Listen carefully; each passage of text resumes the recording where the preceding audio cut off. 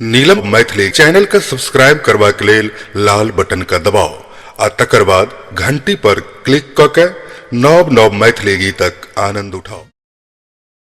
आया अहाँ किया एकोर में गाल फूले ने बैसल छी? आयो गाल फूले ने बैसल छी। आज छाछ के रखते यो चुनमुन मा सब के ओबे मां के 11 गो दिया। हां 11 गो तो संभालते के यो अही संभालबे की के संभालते?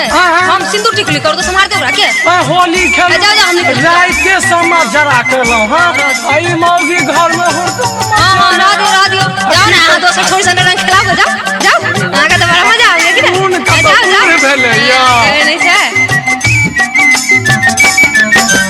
मस्त महीना सरस बसंतक रंग बिरंगक फगुआ आई जे मुँह विधुआ के बैसे से सड़ी पहु दिन जरुआ तुम तना ना बोल सितारक तुम तना ना बोल सितारक नूपुर बाजे रुनक झुनक ढोल बजा ढोलकिया ढोलकिया ढोलकिया दिनक तिनक ढोल बजा ढोलकिया दिनक तिनक ढोल बजा ढोलकिया दिनक तिनक दिन धा।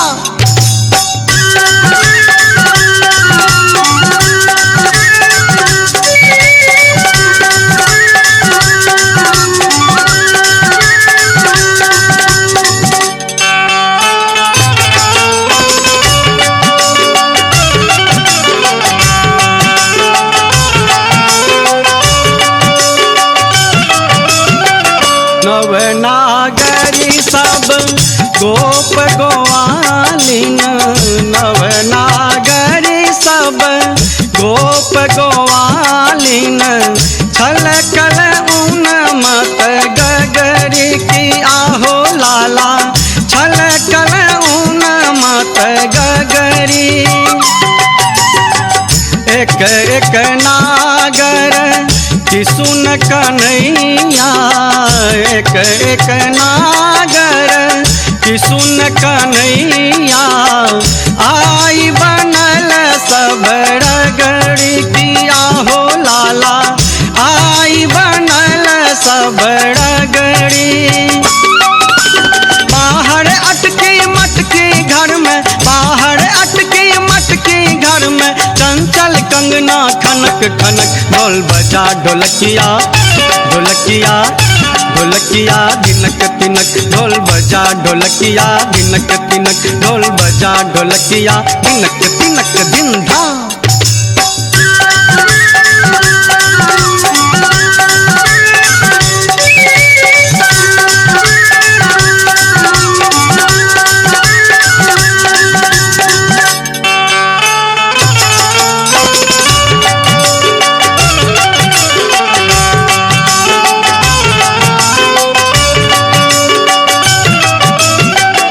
रंगक मारली नव की कनिया रंगक मारली नव की कनिया तन मन लाल लाल किया हो लाला तन मन लाल लाल